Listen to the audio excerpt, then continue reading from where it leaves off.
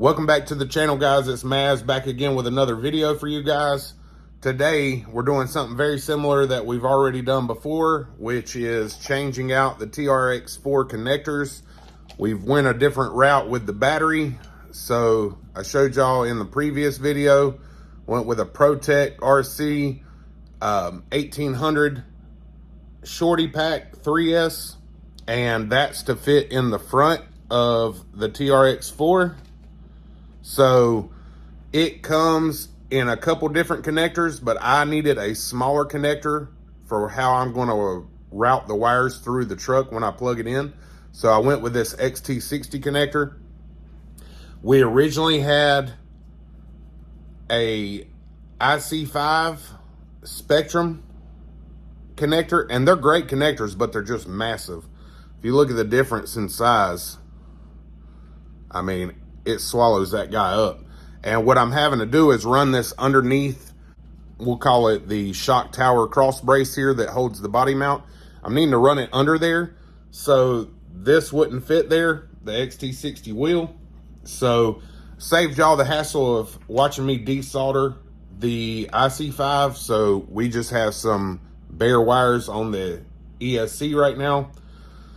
We'll put the battery to the side, don't need it. We have some connectors. These came from A-Main. They're Macklin connectors, very nice connectors. These are male and females, so I got a variety pack. We have our XT60 out of the package.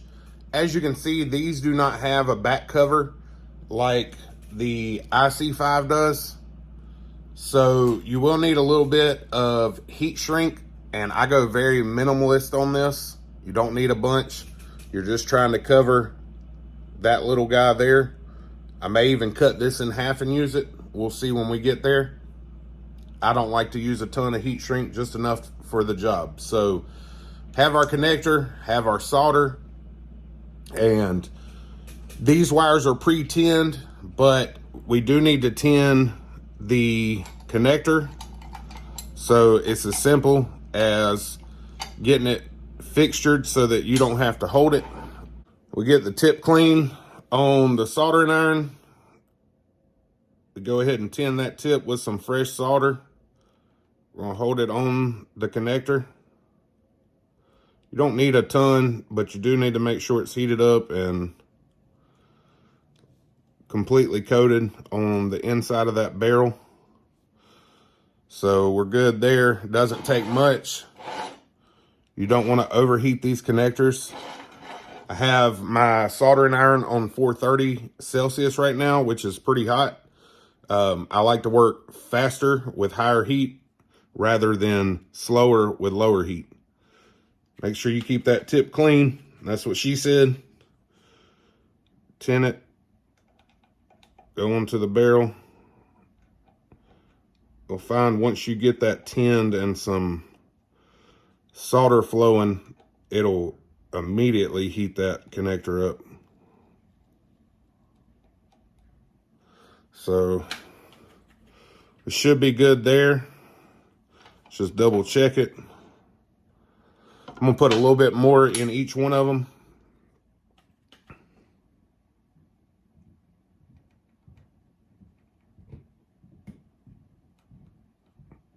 There we go.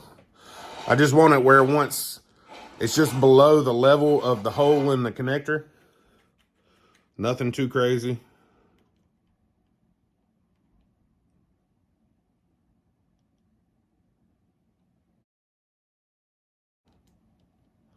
Same way on that one.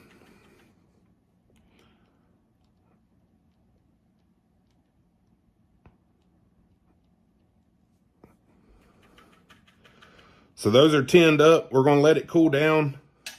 One thing you don't want to do is get these connectors too hot because they're just molded into plastic. You will demold them basically, or, you know, get them pulled away from the plastic. So you definitely want to wait on that. You don't want to touch it while it's hot. So just when I put it in this little table vise here, I just barely cinch it down enough for it to, you know, hold on to the connector. Nothing crazy. So we let that connector cool down, and Now we have the truck set up on its side. You want to make sure this is comfortable for you. You don't want to be reaching around everything, you know, that reach around action, you know, unless that's your thing. But you want to make sure you take your heat shrink and slide it back over your wires before you do anything. And then we can get straight into connecting these. So these are labeled very clearly. The one closest to me is negative. The one behind it is positive. So we will take our soldering iron, get it cleaned up, tin the tip. We're going to heat the wire first. Put a little heat on it. A little heat on the connector.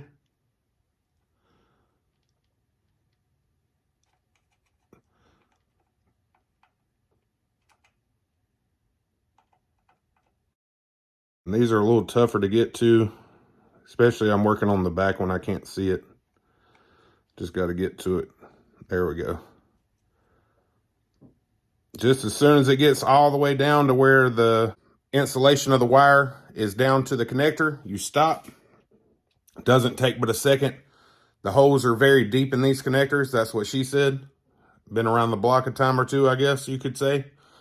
So it'll receive all the wire. You know, sorry for all the innuendos.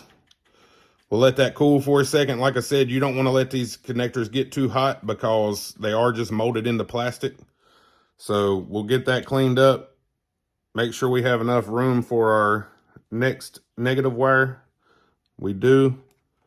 Heat this up a little bit. Heat the wire a little bit.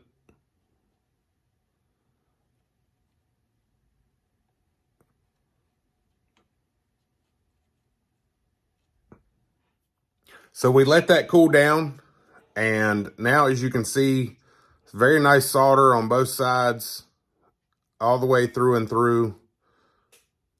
Inside's not melted. Like I said, you definitely don't want to get these things too hot. They will melt and the pins will move around and actually come out if you get them too hot. So work quick, high heat. You want to get that on there. And I was even slower on camera because I'm sitting there trying to do it looking through the lens, which is kind of tough. We went ahead and put our heat shrink on before. So we'll now bring that up, get that up to the connector on both of them.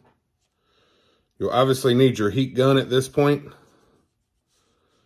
Always going to need a heat gun for anything soldering wise, pretty much. So we get our heat shrink put up there on the connector. Take our heat gun on low.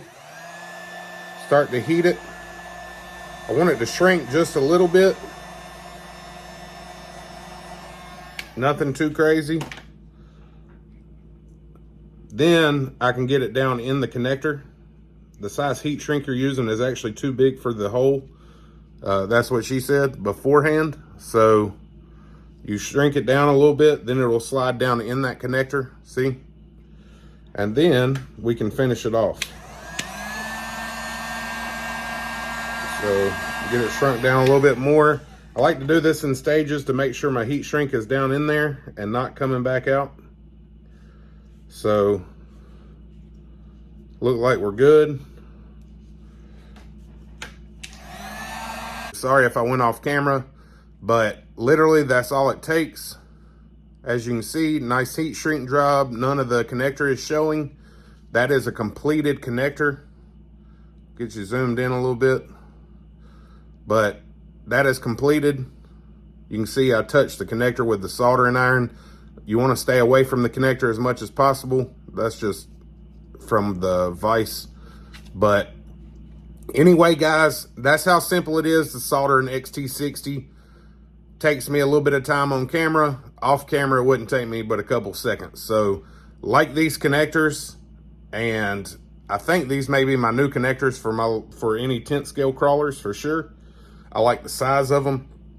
You don't need a big IC5 for a crawler. You're never going to put that much juice through them. I just put it on here as that's what battery I thought I was going to use. Like I said, now my battery will come through under, once I get all these wires cleaned up, it'll come through where my finger's at. and plug in right here, which will be perfect. But as always, guys, I appreciate y'all tuning in, you know, watching these videos. I know this is kind of a repeat, but it is a different connector. Same principle, but the heat shrink, like I said, takes up the, instead of the cover, you have the heat shrink. Like, comment, and subscribe. Hit that notification bell. Tell me a joke down below. And until next time, guys, y'all have a good one.